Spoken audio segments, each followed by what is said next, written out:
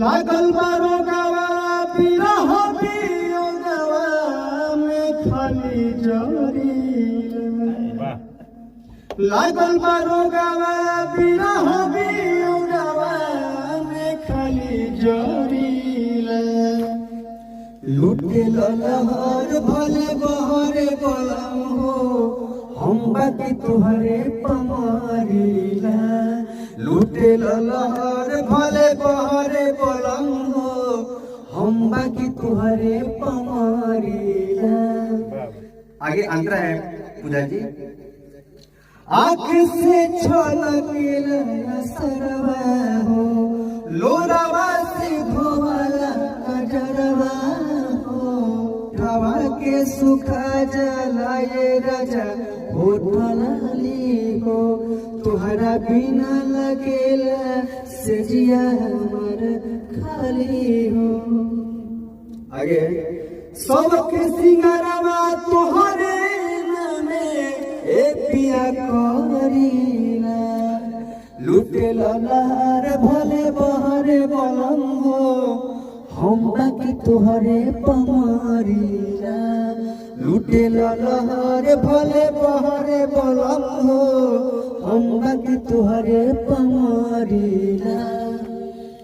बिलखे वाली बिंदिया चूड़ी हो रोज तकिया पे पटकी रे मुड़ी हो पिया छोटे सुरीला पीढ़ी से बड़ बेदराद हो नहीं बूझे अपना मेहरी के तुम दराद हो बिकी देवरवा आई गईले घरवा देखी हमारीला पंकज देवरवा आई गईले घरवा देखी हमारीला लुटे लहर भले बहरे बलम हो हम बाकी तुहरे पमारीला लुटे लहर भले बहरे बलम हो हम बाकी तुहरे पमारीला।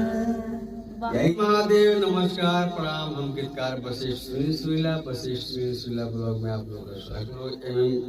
रिकॉर्ड स्टूडियो कुशौली में हाजिर है इस मेहता जी के पास। और हमारे साथ में अनंता कुमारी पूजा जी हैं, सिंथल रोलवा जी हैं, प्रसाद साहनी जी हैं, पंकज जी हैं और विकी जी अभी पढ़नाता नहीं है और वो भी आते ही होंगे। और गाना आप लोग के आशीर्वाद से छोटा सा प्रयास कर रहे हैं, बताइए कैसा लगा आप लोगों को। आशीर्वाद दीजिए आप लोग। छोटे मोटे गलती अगर इसमें जो भी आप लोग को नजर आएगा तो कमेंट में करिएगा नहीं, प्यार देके आशीर्वाद देके आप कर दीजिएगा। अगला बार से आप लोग को सुधारने की कोशिश करेंगे। है ना प्रिया जी? सिंपल जी। चलिए इतना ही करके हम लोग अपना समाप्त करते हैं और एमएम स्टूडियो रिकॉर्ड पे अपना आशीर्वाद सदा बनाए रखिए आप लोग। और बहुत यहाँ पे अच्छा रिकॉर्डिंग होता है, बहुत प्यार मिलता है। प्रिंस भी आगे बहुत बढ़िया हमारे प्रति जो भी आज तक सिंगर आए हैं कोई नाराज नहीं हुआ है ना? बिल्कुल नहीं। कैसा लगता है आप लोगों को? बहुत अच्छा लगता है। चलिए हर हर महादेव, जय माता दी। धड़केला छतिया आधी आधी रतिया नींदियो नया वेला बाबा खड़ा धड़केला छतिया आधी आधी रतिया नींदियो नया वेला मन करे मारली ब्लेड दोनों हाथ पर पगला याद सतावेला मन करे मारली ब्लेड दोनों हाथ पर पगला याद सतावेला धड़केला छतिया आधी आधी रतिया नींदियो नया वेला। यहाँ पे कैसे सर धड़केला छतिया आधी आधी रतिया नींदियो नया वेला। ऐसा धड़केला छतिया आधी आधी रतिया नींदियो नया वेला मन कर मारले ब्लेड दोनों हाथ पा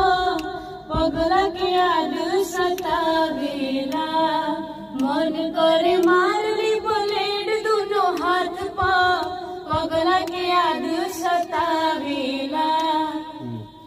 इसका अंदर है रोज लोरवा से दोहे कजरवा हो कहीं आवे न हमरा नजरवा हो रोज लोरवा से दोहे कजरवा हो कहीं आवे न हमरा नजरवा हो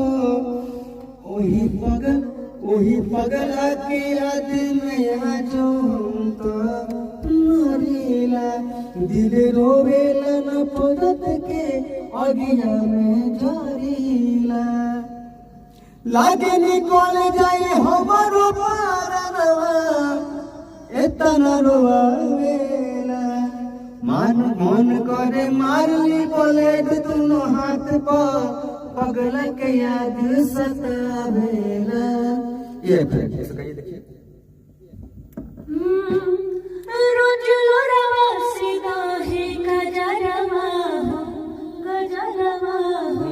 कहीं आवे न हमरा नजरवा हो ओही पगला की याद में आजो हम तो मरीला दिल रोवेला न फरत के अगिया में जोरीला।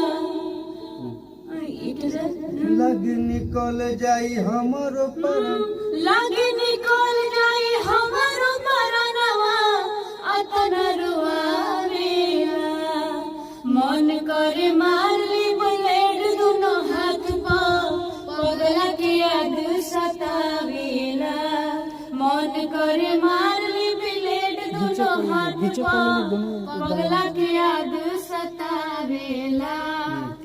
इसी तरह भी ये मैंने दूसरा अंतर भी है इसको थोड़ा सा गा के देखिए वो है पर पीछे ले लेगी तो दोनों आदमी बहुत सुटेबल लगेंगे। गम के आंसू कब तक पियाब हो तहरा बिना सुरीला न जियाब हो कब लागी न दुश्मनों के ऐसन बीमारी हो हम जननी नाही करी ऐसन यारी हो।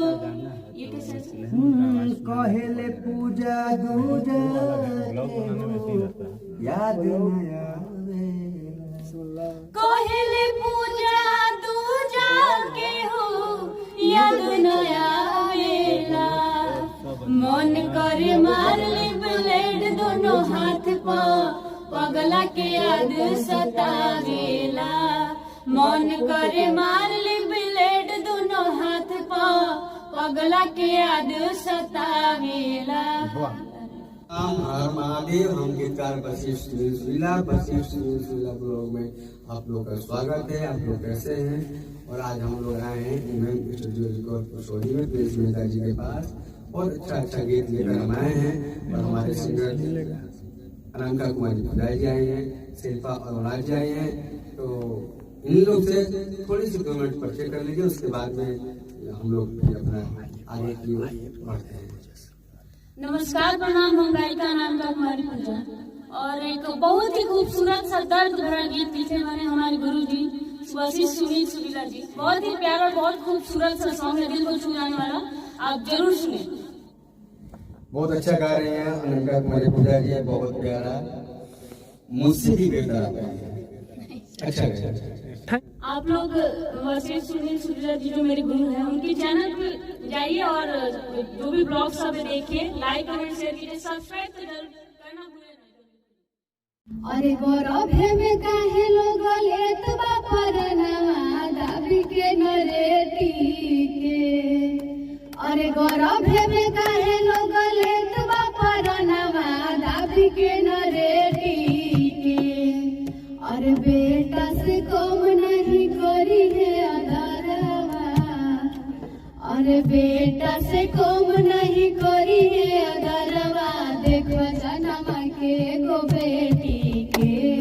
बेटा से कम नहीं करी है अदरवा। देखो जन्म के गो बेटी के। और बेटी जन्मावल पर हेज हो गई, आगे दहेजवा के तेज हो गई। अरे बेटी जनमावल पर हेज हो गइल, अगिया दहेजवा के तेज हो गइल। सुनते ही नमवा हरे, काहे लोग बेटी से जरे। अरे सुनते ही नमवा हरे, काहे लोग बेटी से जरे। अरे बानी परिवार खातिर बेटी जरूरी, जैसे खादा खेती के। अरे बानी परिवार खातिर बेटी जरूरी, जैसे खादा खेती के। अरे बेटा से कम नहीं करी है अदरवा, अरे बेटा से कम नहीं करी है अदरवा। देखो जन्म के एगो बेटी के, बेटा से कम नहीं करी है अदरवा। देखो जन्म के एगो बेटी के। अरे ये हाई घर के अरमान हो, तब कहले ता लोग जान हो। अरे ये हाई घर के अरमान हो, तब कहले ता लोग जान हो।